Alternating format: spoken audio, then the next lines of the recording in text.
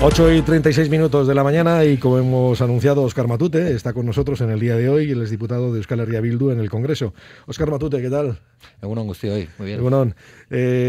Bueno, además luego tiene una cita con los sindicatos, por cierto, que también lo hemos anunciado en previsiones, ¿no? Sí, creo que sí, a las 11:30 o por ahí. Sí, sí, tiene una cita. Lo digo para hablar de un tema que es muy recurrente, ¿no? Que es el tema de la reforma laboral, donde ahí se van recortando los plazos, ¿no? Poco a poco, para ver dónde se llega. Bueno, el posicionamiento de Euskal Herria Bildu, yo no sé si ha ido modificándose o ha ido endureciéndose en todo este proceso. Pues yo creo que se ha mantenido en el mismo punto, pero que además tampoco es un punto que arranque con el debate de esto que llaman la reforma laboral, que es un punto que nos imbrica, que nos conecta con lo que en este país, y diría que en el vecino, en el Estado español, ha venido sosteniendo la izquierda social, sindical y política desde el 2012. Es decir, parece que se nos olvida, pero aquí ha habido 2 huelgas generales, en el Estado español una. Aquí ha habido movilizaciones sostenidas con unas demandas concretas, y las demandas concretas se articulaban en la derogación de la reforma laboral, y pedían la derogación de la reforma laboral por lo que suponía de ataque a la clase trabajadora, y tenía diferentes elementos, y esos elementos son los que nosotros por coherencia seguimos manteniendo hoy. Otras formaciones políticas que mantenían eso mismo, es decir, que hicieron bandera electoral de esto, porque probablemente hablar de la reforma laboral ocupó en la campaña electoral mucho más tiempo que hablar de otra serie de cuestiones, pues han decidido que esa reforma laboral prometida a la clase trabajadora, prometida a la izquierda social, sindical y política del país, a la que le pidieron los votos, pues ahora tiene que ser algo mucho más edulcorado, mucho más light que lo que estaban dispuestos a hacer. Y nosotros seguimos manteniendo la coherencia. Es decir, creíamos en el 2012 y salimos a las calles a la llamada de los sindicatos a la huelga general, y hemos seguido saliendo año tras año cuando esto ha estado encima de la mesa, pues por ejemplo por la Carta de Derechos Sociales de Euskal Herria, que esa reforma laboral contenía ataques directos a los derechos y a la dignidad de la clase trabajadora, y suponía además un desequilibrio enorme en las relaciones entre la parte empresarial y la parte trabajadora, y por tanto, por coherencia y por honestidad, seguimos manteniendo la misma posición, que es que queremos la derogación íntegra de la reforma laboral. Y si quieren que no nos perdamos a un debate semántico, estamos dispuestos a ello. Queremos la derogación de todos, absolutamente todos los aspectos lesivos de la reforma laboral. Y estos no son una cuestión etérea, han sido desglosados por todos los sindicatos y por toda la gente que se ha preocupado en ver cuáles eran los elementos negativos de la reforma laboral. Bueno, cuando habla de edulcorada esta reforma planteada, esta reforma de la reforma, una edulcorada en estos momentos, ¿a qué se debe? ¿A que esto venía exigido por Bruselas, que pedía consenso, porque si no, no hay fondos europeos que lo acompañen? ¿O cuál es la circunstancia que hay alrededor? Yo creo que evidentemente el papel de Europa y la capacidad de presión de Europa ha estado muy presente. Es decir, todos sabemos y todos conocemos de la existencia de los hombres de negro, de esos famosos hombres de negro que se hicieron tan famosos durante la crisis con Grecia, con el gobierno de Alexis Tsipras y de Syriza, y creemos que esos hombres de negro han estado también tutelando y vigilando esa reforma laboral. Por supuesto, para fortalecer las posiciones de la parte empresarial, no me cabe duda, pero también para obligar a este gobierno a hacer una reforma, como digo, edulcorada, una reforma demediada con respecto a lo que ellos mismos decían que querían hacer, no ya mi opinión, sino si uno coge lo que decían ellos hace escasos 3 meses sobre lo que significaba la reforma laboral del 2012 y lo que había que alumbrar para superar esa etapa, pues uno ve que se han quedado muy cortos. Yo creo que entre asaltar los cielos y dejar las cosas como están, tiene que haber algunos pasos intermedios, y en esos pasos intermedios desde luego nos han quedado, y es evidente que a Europa habrá presionado, y mucho, pues porque creen que la flexibilidad, esa palabra mágica que en el mercado laboral suele suponer más capacidad de despido para los empresarios, menos derechos para los trabajadores y trabajadoras, pues tiene que seguir siendo un vector, un patrón fundamental del mercado de trabajo. Y esa es la realidad en la que estamos. Aquellos que lo han firmado dicen que lo que han hecho es abordar asuntos preocupantes como el de la temporalidad, que se acaba de demostrar ahora con los índices del INE, cuando hablamos de todo el paro del año pasado, con cifras históricas, pero si vamos un poquito a aguas profundas comprendemos y vemos que hay mucha temporalidad y mucho tiempo parcial en esos datos, ¿no? Dice que lo que han abordado son solamente esos pilares, porque más adelante se abordarían los otros. Sí, pero como tú decías, si vemos los datos de ayer, que en términos de empleabilidad son buenos, en términos absolutos de empleabilidad son buenos, pero que si luego los analizamos al detalle, pues vemos que muchos de esos contratos están regidos con la reforma laboral del PP, luego seguramente estaremos con contratos de días, con contratos sucesivos y encadenados de una persona que pueda tener 40 contratos en un mismo año, y entonces los datos quedan muy bien, pero la realidad ya no es tan bonita. Como digo, si uno analiza eso, o analiza, por ejemplo, que los mayores de 55 años sigue siendo uno de los colectivos más castigados por las políticas laborales, porque pierden su situación de empleabilidad y se encuentran en una especie de limbo hasta que llegan a la edad de jubilación, que encima cada día se retrasa más, pues vemos que esta reforma laboral se queda muy corta. Es decir, que cuando ellos dicen que es una reforma histórica, nosotros lo que les respondemos y nosotras es que esto era una coyuntura histórica, porque había una mayoría de izquierdas y porque hay una mayoría supuestamente de izquierdas que, atendiendo a lo que decían sus programas, no a las voluntades que yo les infiera a cada una de ellas, sino atendiendo a lo que han prometido ante la gente, podía y debía haber llegado mucho más lejos. Y nosotros es lo que vamos a intentar hasta el último momento, porque es verdad que en la reforma laboral se tocan aspectos que son importantes. Es decir, el fin de lo que viene relacionado con la ultraactividad o con la prioridad aplicativa está bien, pero es que también está bien que la indemnización por despido se mantenga o se suba a los 45 días por año y 42 mensualidades que había antes de la reforma laboral del 2012 de Mariano Rajoy. También está bien que se recuperen los salarios de tramitación. También está bien que se exija la autorización administrativa para proceder a un ERE y así blindar más la capacidad de derecho o la capacidad de los trabajadores y trabajadoras. Y eso lo hemos visto con PCB y lo hemos visto con Tubacex. No hace falta que nos lo expliquen desde realidades lejanas. También estaría bien que, por ejemplo, entráramos de verdad a la causalidad en el empleo, eso que determina o que permite a los empresarios que por razones técnicas o organizativas u económicas, y ahí cabe todo, uno pueda proceder a mantener sus márgenes de beneficio donde quiera a costa de despedir trabajadores y trabajadoras. Todo eso también es importante y todo eso también tenía que haber entrado en este debate. Y lo que nosotros decimos es, si ustedes no han podido en esa mesa de diálogo social que tanto sacralizan, bueno, aparte evidentemente la desestatalización, ¿no?, de la prioridad de los convenios autonómicos y provinciales sobre los del Estado, sobre todo en una realidad como la de Euskal Herria, donde pues probablemente por la pujanza del movimiento sindical en su conjunto, pues tenemos derechos laborales que muchas veces quedan por encima de los que se consiguen en el Estado en diferentes sectores. Bueno, pues si todo eso no se ha podido conseguir en la mesa de diálogo social, lo que decimos es que nos permitan que se consiga en el Parlamento a través de su tramitación como proyecto de ley. Es decir, que los grupos podamos mejorar esa ley o podamos empujar esa ley hacia allá donde creemos que es mejor. Y si hay una mayoría de izquierdas, pues yo creo que estaremos en disposición de acercarnos más a lo que ha sido la demanda histórica principal, yo diría que la principal, de todos los sindicatos, de la izquierda social y de la izquierda política en estos últimos 10 años, en lo que tiene que ver con la realidad socioeconómica, que era derogar todos los aspectos lesivos de la reforma laboral. En este caso, ¿están convencidos de que, supongamos, da la convalidación de esta parte, que es lo que está pidiendo el gobierno, que se lo convaliden, y luego cuando llegue el capítulo de enmiendas y discusiones se podrían hacer otras reformas? ¿Están convencidos de que si dan la convalidación no va a haber ninguna otra reforma porque el gobierno no quiere? Mira, nosotros queremos hablar claro y queremos decirles dos cosas a la gente que nos esté escuchando. La primera, que el gobierno no quiere que esto se convalide como proyecto de ley porque le obligan, no sé si Bruselas o la parte empresarial o quien sea, a que esto no pueda ser modificado en ni una coma. Y no es una expresión que yo coja ahora al albur, sino que está extraída de lo que han dicho tanto de la COE como de CEPIME, es decir, de la parte empresarial, que no se puede tocar ni una coma, que lo ha hecho suyo el presidente del gobierno, el señor Sánchez también, y su portavoz de gobierno, el señor Félix Bolaños, cuando ha dicho que no hay que tocar ni una coma. Y por tanto, no quieren que los partidos podamos mejorar esta ley, y yo ya he dicho en qué la quiero mejorar. Me gustaría oír a otros saber qué quieren hacer con esta ley.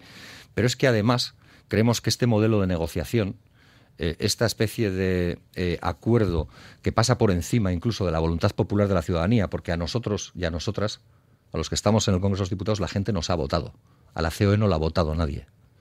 Pero además ese modelo es un modelo que perpetúa esos pactos que se vendieron durante décadas como idílicos y modélicos y que nos evocan al 78, los llamados pactos de la transición, donde las élites, o donde una parte de las élites blindaba sus derechos en unas mesas que luego dejaban al Parlamento la única función de validar, aplaudir o loar esos acuerdos. Y eso no es más democrático que los partidos podamos intentar hacer nuestro trabajo proponiendo cosas que la acerquen más a las posiciones que creemos que tienen que tener. Porque es que además esa mesa de diálogo social, en la que no participa, por ejemplo, la mayoría sindical vasca porque no la dejan participar, luego es representativa hasta cierto punto en diferentes niveles, lo que ha hecho es otorgarle la carta mágica a la patronal.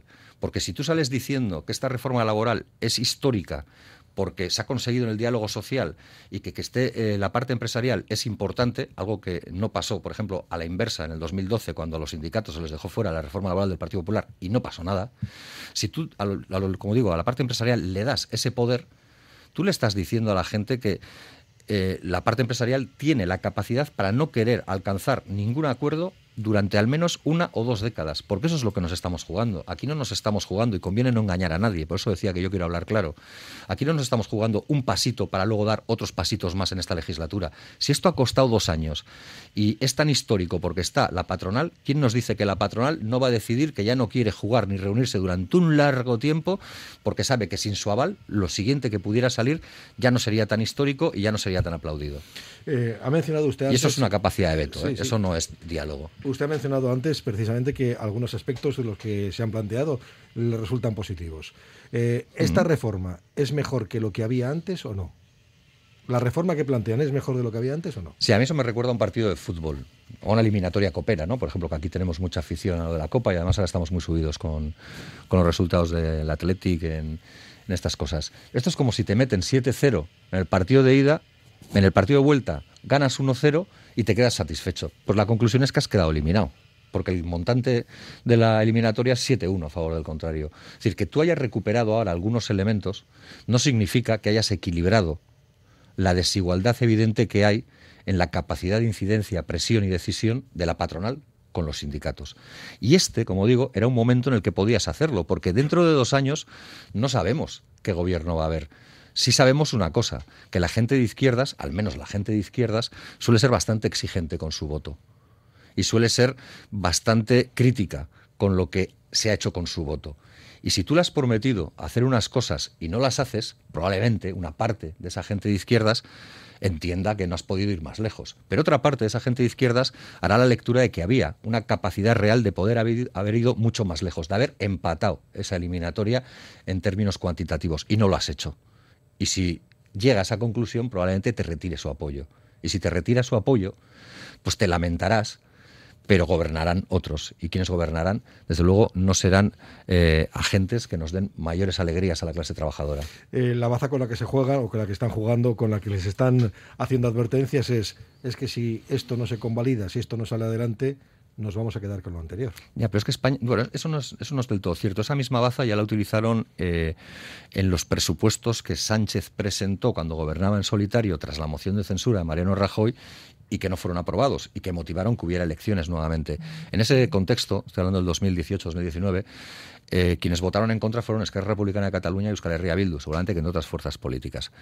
Se nos decía eso mismo, se nos decía, pues ahora la gente va a penalizar que no haya continuidad de este gobierno de Pedro Sánchez por vuestro voto en contra, que sumado a otros votos ha tumbado los presupuestos. Pues la gente fue a las urnas y resulta que decidió dar más apoyo a RC y más apoyo a H. Bildu. Si alguien lo midiera en términos electorales, que no es nuestro caso, porque aclaro, hablan de lecturas estratégicas y electorales, pero es que nosotros no nos presentamos en Castilla y León, que es donde hay elecciones ahora. Euskal Herria Bildu ha decidido no presentarse de momento, y yo creo que no lo va a hacer nunca, espero. Tampoco lo vamos a hacer en Andalucía, que parece que son las siguientes que llaman a las puertas. Luego, no puede haber el cálculo electoral en eso. Aquí lo único que hay, y esto es que a veces el Estado español es el mundo al revés, es que hay algunas formaciones políticas que han decidido ser fieles a su palabra dada.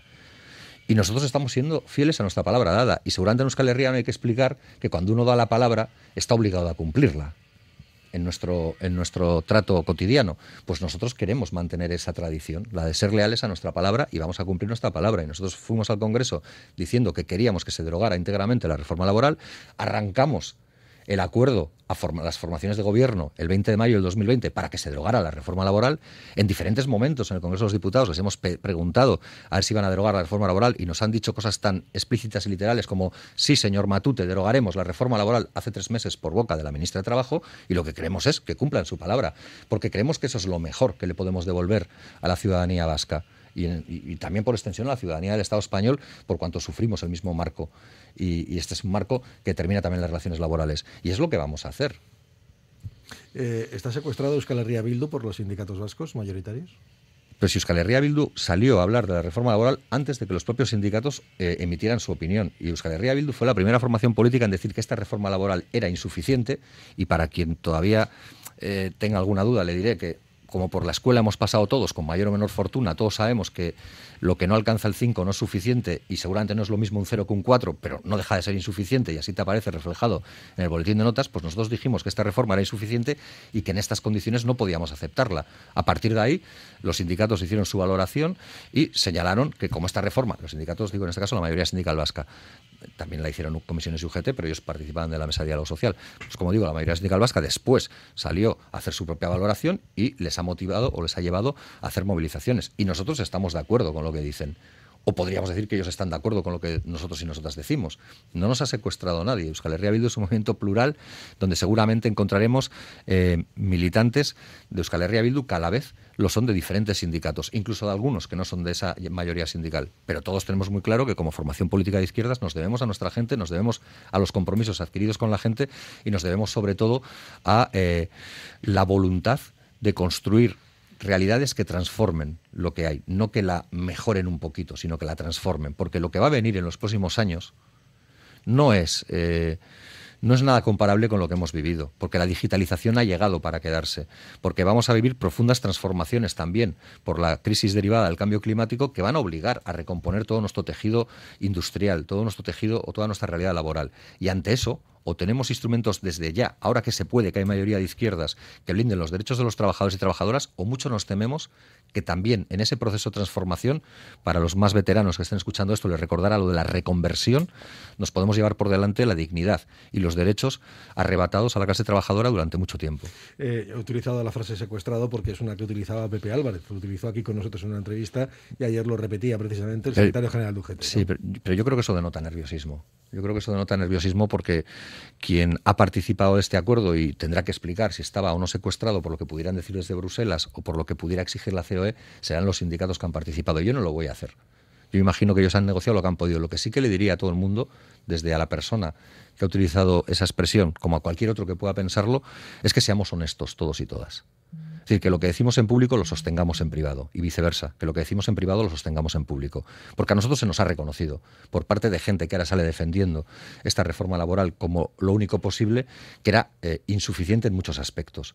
Y se nos ha señalado la causalidad, por ejemplo, como un elemento que había que haber tocado y que no se ha podido tocar.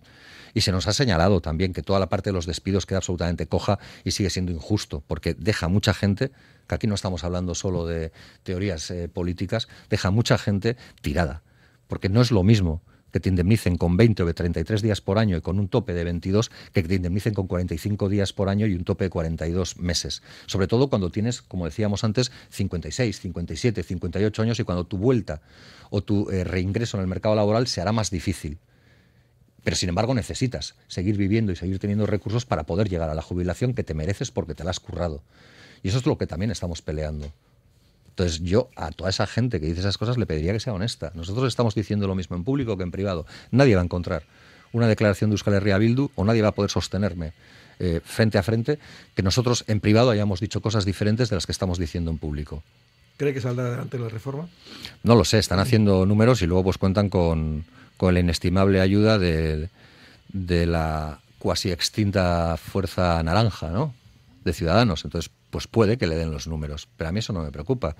Nosotros hemos sostenido desde hace 10 años, como he dicho, una posición confrontativa con la reforma laboral y con lo que eso suponía de desgaste de la capacidad de incidencia de la clase trabajadora, y lo vamos a seguir haciendo, salga esta reforma laboral o no, y seguiremos defendiendo los derechos de los y las trabajadoras y lo seguiremos haciendo con toda la convicción con la que somos capaces y por pura honestidad y compromiso, como he dicho, y también porque somos gente de palabra y cumpliremos la palabra. Bueno, hemos ido consumiendo todos los minutos prácticamente de la entrevista hablando de la reforma laboral, una pena, porque lo cierto es que tenemos también otros asuntos de por medio, ¿no? Ahora, con esta incertidumbre mundial que tenemos, ¿no?, en torno a no se sabe qué, porque no voy a decir una guerra, porque no está ahora mismo, parece que sobre la mesa, pero bueno, con estas tensiones internacionales que hay, ¿no?, sobre Rusia, Ucrania, por ejemplo, con la inestimable intervención de Estados Unidos o de la propia OTAN. Un planteamiento un poco extraordinario, ¿no?, eso de andar mandando el Blas de Lezo a los 2 minutos. Sí, es una especie de remake, ¿no?, de la Guerra Fría, lo que estamos viviendo. Y es bastante incomprensible la posición del gobierno en este tema.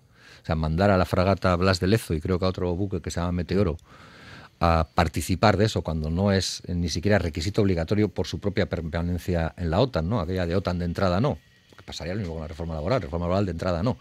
Podría ser, ¿no? El colofón. Pero como digo, es que no era ni siquiera imprescindible. Alguien tendrá que explicarle, porque cuando la izquierda hace cosas que haría la propia derecha, pues la gente acaba quitándole valor a votar a la izquierda, porque al final hace lo mismo que la derecha. Y esto que está haciendo ahora el gobierno no me parece que es algo muy diferente a lo que pudiera hacer un gobierno del Partido Popular si estaría gobernando. Ser más otanistas que nadie, ser más serviles que nadie para con Estados Unidos, que defiende sus propios intereses, no nos engañemos, no los de nadie más.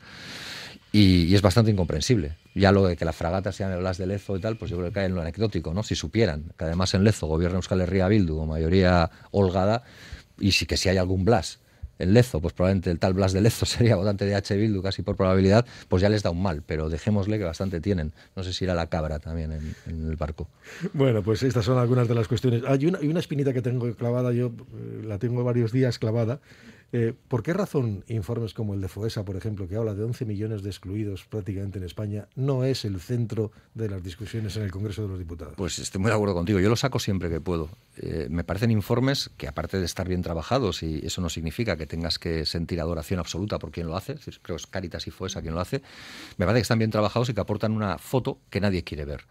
Yo lo he dicho en más de una ocasión en la tribuna del Congreso de los Diputados. Ustedes hablan de no dejar a nadie atrás, ustedes hablan de hacer un país justo y de un país igualitario, pero a la vez asumen, porque esto no es nuevo, esto viene desde hace décadas, que el Estado español solo puede tirar hacia adelante manteniendo en torno a un 10% de su población, y estamos hablando de un mínimo de 5 millones de personas, aproximadamente 4.800.000 serían el 10%, siempre en situación de pobreza severa o exclusión social, o de riesgo de pobreza severa y exclusión social.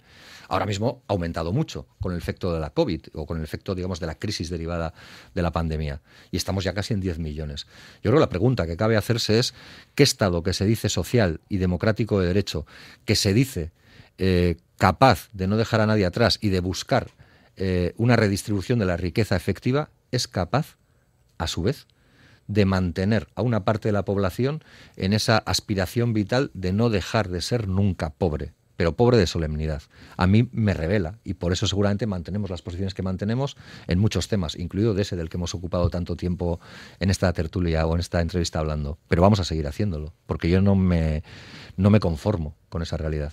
Bueno, pues tendremos tiempo de seguir hablando. Óscar Matute, diputado en el Congreso de Euskal Herria Bildu, le agradecemos el que nos haya acompañado en esta mañana. Nada, a vosotros. Que vaya todo bien. Bien, sueño.